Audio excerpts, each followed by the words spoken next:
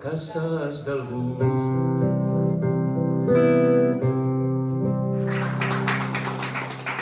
Moltes gràcies per l'assistència. Estem així per a presentar Ciutat Melancolia de Mireia Lorachán. Mireia és periodista de València, té una antologia com Luces de Neón, novel·les com El Molino o La mecanògrafa de Virginia Woolf. Per la meva part, vinc de part de l'editorial Galès, que està dins del grup Editorial Sargantana. Moltes gràcies també a la llibreria Imperio per acollir aquest acte. I bé, la Ciutat Melancolia, Galès publica només en valencià. El grup Sargantana són 6 editorials, però Galès és una editorial especialitzada en valencià. La veritat és que no havien publicat mai una antologia, perquè normalment les novel·les tenen millor eixida comercial. Però clar, me la van passar, és que és tan bona, diu, anem a veure-la. I sí, la veritat és que està molt bé, hem de publicar-la, no?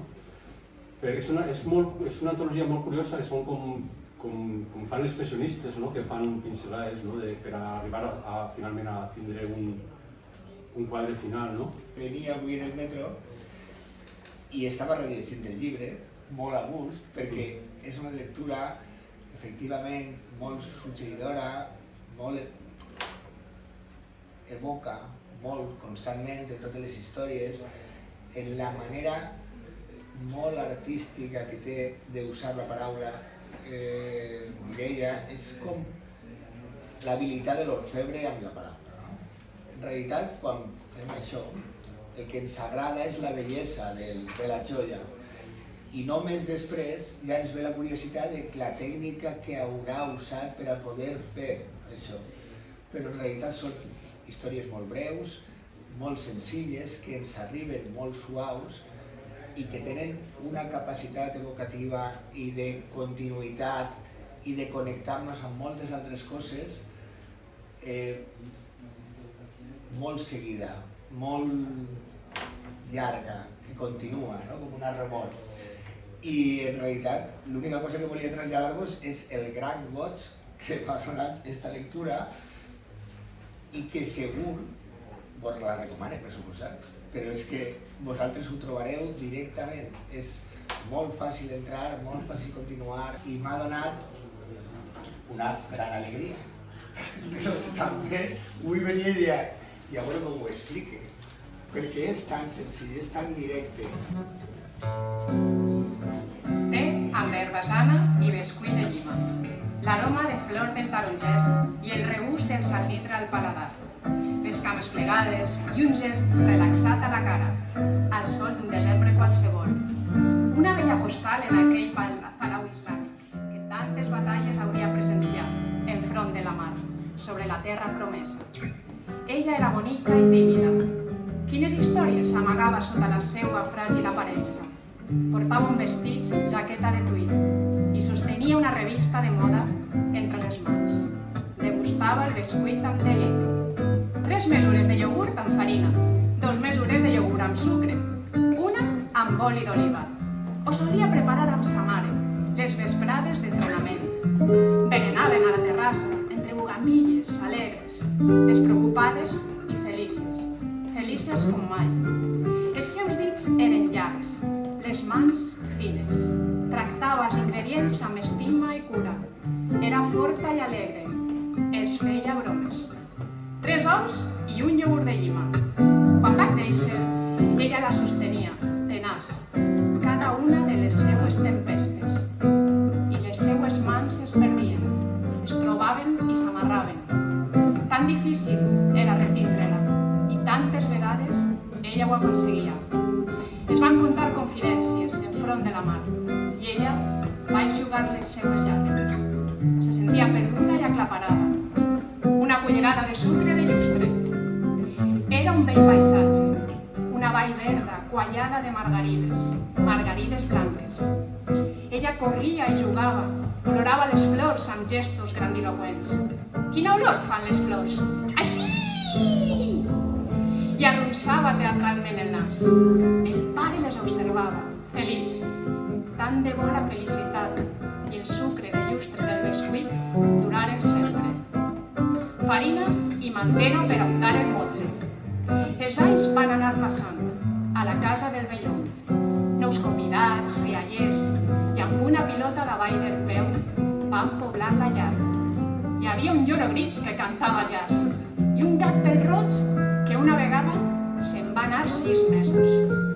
Però l'àcid de la llima va prendre el seu torn i van arribar els anys difícils.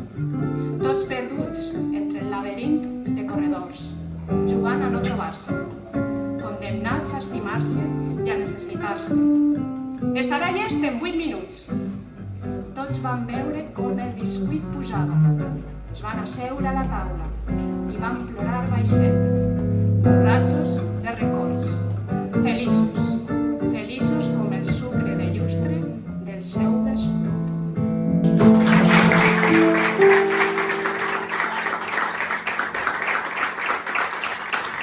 El teu llibre també té una relació amb la música, no? Sí, sí, sí. Jo m'he preparat un guionet. Vaig a tractar de no apegar-me molt al paper per a ser més autèntica, però ho tinc així preparat. Volies començar per recordar la infantesa, no? El temps que vola quan som xiquets. Les hores a casa esclataven en xicotetes i brillants partícules. Jo ho anomene felicitat. I en aquests moments màgics sempre hi havia espai per a les lletres, per al cinema i per a la música, com bé ha dit Pablo. Encara recordo aquells matins amb Quique descobrint a Marilyn Monroe, les sobretaules de música i tabac ros a casa o les nits de lectures i somnis. Aquella casa, el llaç, un gat pèl-roig, un lloro gris i una motxilla carregada de fotogrames són el que m'ha permès arribar fins ací, fins a aquest precís moment, ara en vosaltres. Perquè l'obra que vinc a presentar avui és per a mi molt especial, és íntima i personal, a vegades autobiogràfica, a vegades imaginària, però sempre molt pròpia, teixida a base d'experiències i memòria, a colps de record i nostàlgia. Era per a mi un deute pendent escriure justament aquesta antologia en valencià, perquè la sent més particular, més volguda, en una sonoritat diferent, perquè estime el valencià i desitge homenatjar als que em van ensenyar aquesta llengua. Al meu pare, al meu iaio Federo, perquè després de 2 novel·les tal volta més ambicioses, més fictícies, El molino i la mecanògrafa de Virginia Woolf, tocava ja alguna més familiar, més proper. Per això, cada relat és un fotograma, un record o tal vegada una cançó, i en aquest viatge m'ha acompanyat precisament el meu pare, capitanejant la selecció musical del llibre. Una obra que té la seva banda sonora, ineludible, una vida sencera resumida en cada melodia, perquè cada relat ve amb el seu QR.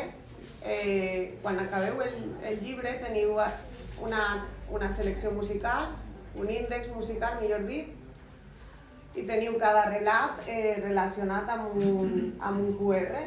I després, està un poquet amagat, però està la llista completa de reproducció. La gent que l'ha sentida em diu que és una passada. I és tot gràcies a mon pare. Bueno, Aquest llibre va també de la tieta, o del tio Toni, o dels amors perduts, o del mim del parc, de les princeses malaurades i els prínceps covards, de moltes coses i, en definitiva, de molt poques.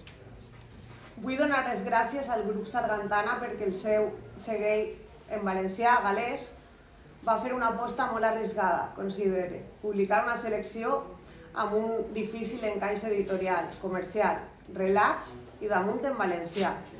Gràcies per això. I gràcies al meu editor, a Pablo.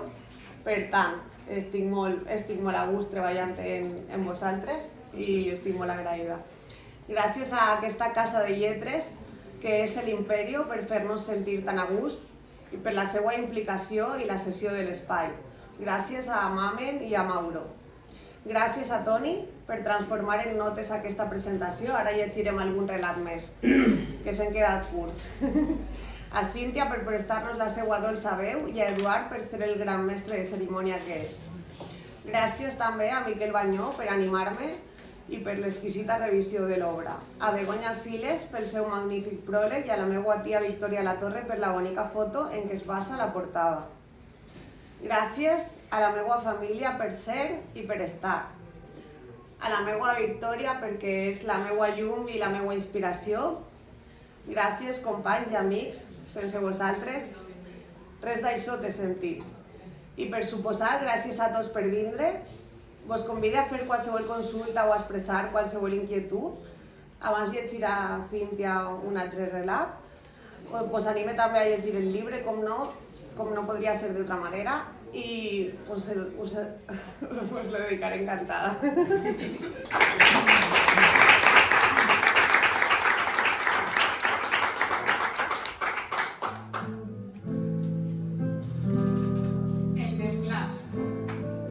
Sempre li havien agradat els porxes a l'estil del gran sud-americà i els ametllers en flor. També era aficionada a defoliar margarides. Aquella vesprada estava asseguda en el seu balancí, veient despreocupada els avanços al jardí. Les roses lluïen la seva esplendor i els geranis ja havien florit. Va prendre una margarida i mentre gaudia, imaginant-se amb un martini a les mans, va arrencar d'arrel el primer pètal. Era estiu i feia olor de cafè. Es desemperecien nus de la nit anterior, amb el llit desfet i el rumor dels seus primers riures. Va donar un altre fictici glob al seu martini, deixant-se amelar el seu sabor sec i joguinejant amb el gel. Va prosseguir amb el seu ritual. Venècia rèbia presumida amb les seues aigües tèrboles. Recordava les estúpides gavines que es posaven sobre les gòndoles i la seua mirada, profunda i excitada mentre feien l'amor al palazzo. Va prendre el pètal següent de manera automàtica. Estaven a París, menjaven ostres i xampany. Ell li va dir per primera vegada que l'estimava i es van besar llargament, cadenciosament i apassionadament, assaborint cada llepada. Es va detindre a mirar un altre pètal a la mà, mentre una llàgrima li queia per la galta. El sabor salat i el record de tantes llàgrimes la van pertorbar. Era agost i la calor li xopava el pit. La discussió va ser desagradable i llarga. La primera ganivetada a la seua estabilitat, anunciant la tempesta. El següent pètal era més blanc si és possible. Un altre dilluns amenaçant d'afonar l'oasi del cap de setmana. El tedi i l'odi tocant a la porta. Quan va sentir per última vegada que l'estimava? Quedaven pocs pètals, però moltes llàgrimes. Els crits es van sentir des de la finca de davant. «Estàs boja!», va dir. Va sentir la calor de l'estocada en el més profund de les entranyes. No era només el contingut d'aquella frase, era el naixement del menyspreu. Això va ser el que més li va fer mal. Va trencar el següent pètal en xicotets trossos. La incertesa va deixar pas a la indiferència. No recordava els dies concrets, només sentia una profunda indiferència i el dolor de la mort de la seva camí que va ser feliç, tan feliç.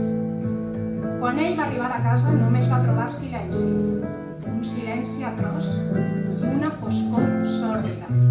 Va pujar els escalons amb el pitjor presagi prenent forma després d'ell. Va obrir la porta, amb la por travessada. Les flors blanques cobrien tota la banyera, mesclades amb la sang. El seu cos nu era tan blanc com les margarides. Els pètals li esguitaven les cames, la perfecció del pit. Era una imatge bella, però no hi havia temps per a això. Encara estava viva. L'ambulància no es va demorar. A partir d'aquest moment, els seus records s'ennuvolen i els malsons no l'abandonen mai. Júlia, s'ha acabat el seu temps de jardí. La primavera no era el mateix des de la 5ª planta d'un hospital psiquiàtric.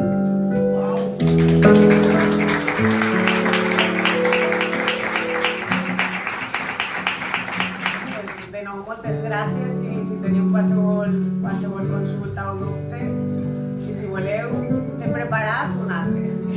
Curtet. Les hores mortes. Visc en una unifamiliar amb jardí i piscina privada. Tinc una assistenta 2 dies per setmana i totes les comoditats al meu abast. No obstant això, una tristesa infinita tenalla el meu pit i les hores es dissolen en els meus ossos com un pes invisible. El vèrtig se'ns amuntega en el meu estómac cada matí i el temps es deté davant els ulls com un ganivet de gel. Fa anys es deia melancolia, però una colla de necis ha acordat classificar-ho com a trastorn bipolar. Quin nom tan menyspreable! No puc desfer-me'n. Esborre frases inconexes en els meus manuscrits i fa temps que no publique cap èxit editorial. Fa un segle ja ho vaig intentar. Vaig omplir les butxaques amb pedres, però una estranya i primitiva resistència a la mort em va fer eixir a la superfície. Avui